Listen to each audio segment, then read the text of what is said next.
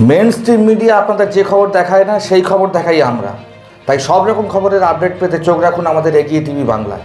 আজ আমরা হাজির হয়েছি বারুইপুর পশ্চিম বিধানসভা কেন্দ্রের তৃণমূল কংগ্রেস প্রার্থী বিমান বন্দ্যোপাধ্যায়ের জনসভায়।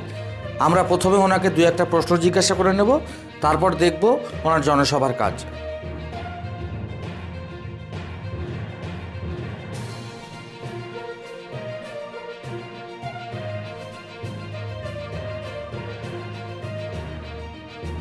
হ্যাঁ স্যার, বলছিলাম এখন যে বিজেপির এই যে প্রচণ্ড মানে উচ্ছৃঙ্খল বা মুসলমানদের তারাও এই যে একটা কথা বলছে, তো এই সম্পর্কে বিশেষ করে সাধারণ মানুষের কাছে আপনার বার্তাটা কি, শান্তির বার্তাটা কি? ওই ভারতবর্ষ স্বাধীনতা সংগ্রামে হিন্দু মুসলমান খ্রিস্টান সব এক হয়ে লড়াই করেছে এবং ভারতবর্ষে আমরা একে অপরের সঙ্গে ভ্রাতৃত্ববোধ নিয়ে বড় হয়েছি। যারা এই ধরনের যারা এই ধরনের কথাবার্তা বলছে তাদের আমরা ধিক্কার জানাই, তাদের নিন্দা করি, তাদের এই ধরনের ভাষণে। স্যার, এই একজন বাঙালি একমাত্র মুখ্যমন্ত্রী মমতা ব্যানার্জি এনাকে হারানোর জন্য যে দিল্লি থেকে সো কল্ড মানে হিন্দু হৃদয় সম্রাট বলে যারা আসছেন, যারা ডেলি প্যাসেঞ্জারি করছেন, এদের কি আখেরে কোনো লাভ হবে? মানুষ কোনো লাভ হবে না, সাধারণ মানুষ মমতা ব্যানার্জির সঙ্গে আছে, ও যে আর করুক না কেন দেখি সব। বিধানসভা পরিচালনার ক্ষেত্রে আমি সবসময় এটা লক্ষ্য রাখি যে বিরোধীরা যেন অগ্রাধিকার পায়, কারণ বিরোধীরা সরকারের ত্রুটি বিচ্যুতি আঙুল দিয়ে দেখাতে পারে, তাতে সরকারেরও সুবিধা হয় না।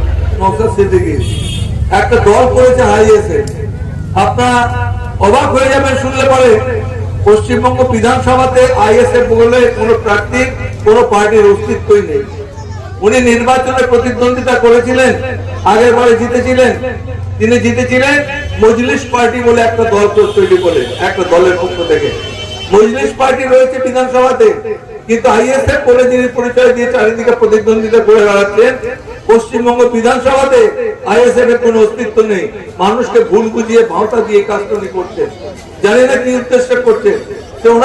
উনি করতেই পারে, কোনো রাজনৈতিক এজেন্ডা থাকতে পারে, আমি সেই কথা বলছি না, কিন্তু আমার কথা হচ্ছে যে যারা আমাদের পশ্চিমবঙ্গের বিধানসভার সদস্য ছিলেন দীর্ঘদিন, যারা পশ্চিমবঙ্গের বিধানসভাতে 34 বছর তারা গরিষ্ঠতা নিয়ে বিধানসভা পরিচালনা করেছিলেন, তাদের এমন দুরবস্থা হলো যে পশ্চিমবঙ্গের মানুষ তাদের প্রত্যাখ্যান করলেন।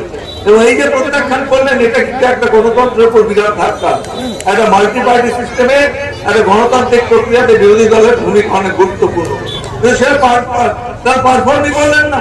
আর এখন যিনি বিরোধী দলের নেতা রয়েছেন, আমি নাম করবো না, আপনারা জানেন, সবসময় বলে হিন্দু হিন্দু, বিধানসভাতে পর্যন্ত হিন্দু হিন্দু বলতে আরম্ভ করেছিল। তাকে আমাদের বিরোধী যারা সরকার পক্ষে যারা আমাদের বিধায়করা ছিলেন তাড়া করে নিয়ে গেছে, এবং তাড়া করে গেটের সামনে বেরোতে গিয়ে আমার দিকে আঙুল তুলে এরকম করে কি বললেন আমি শুনতে পাইনি, কিন্তু বেরিয়ে চলে গেলেন। অর্থাৎ পশ্চিমবঙ্গ বিধানসভাতে এদের কোনো ভূমিকাই ছিল না, এরা ছিল খালি চিৎকার করা, হল্লোড় করা আর ওয়াকআউট করা। আমাকে একজন সাংবাদিক আমার একটা ইন্টারভিউ নিয়েছিল, আমায় বললো যে বিধানসভা আপনি পরিচালনা করেছেন, বিরোধীরা সবসময় আপনার বিরুদ্ধে বলেন যে আপনি নাকি বিরোধীদের সুযোগ দেন না। আমি সুযোগ হারবার দিই। সারা ভারতবর্ষের মধ্যে পশ্চিমবঙ্গের বিধানসভা একমাত্র বিধানসভা যেখানে বিরোধীদের বলার জন্য 50% সময় আমরা বরাদ্দ করি।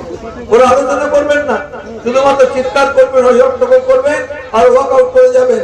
আর আপনার খবরের কাগজে কি দেখেন? বিধানসভায় তুমুল হট্টগোল, তুমুল গন্ডগোল। আমি সাংবাদিকদের বলেছিলাম যে আপনারা যারা বিধানসভাতে থাকেন, যখন ওরা ওয়াকআউট করে, যখন বিরোধী দলের নেতারা, আপনারা যদি কোনোদিন বিধানসভায় যান, গিয়ে দেখবেন যেই ওরা ওয়াকআউট করলো, পেছন পেছন সব সাংবাদিকরা বেরিয়ে চলে গেলেন। বাইরে গিয়ে তো সাংবাদিকরা তাদের সাথে বৈঠক করেন, তাদের কথা বলেন, কিন্তু বিধানসভার ভেতরে যদি একজন বিধায়ক খুব ভালো বক্তব্য রাখেন, তার একটা নাম পর্যন্ত উল্লেখ করেন। আমি সাংবাদিকদের বলেছি এটা আপনাদের তো, এই যে পশ্চিমবঙ্গ বিধানসভায় গন্ডগোল পাকানো হচ্ছে, এটা আপনাদের প্ররোচনা। আপনারা প্ররোচনা দিচ্ছেন, ওই যখন ওরা যায় ওয়াকআউট করে পেছন দিয়ে বাইরে ওদের ইন্টারভিউটা তারা টেলিকাস্ট করতে থাকে, এটা আপনারা ঠিক করছেন না। চুপ করে ওরা উঠে চলে গেছে, বলেছেন আমরা এই ব্যাপারে কিছু বলবো না।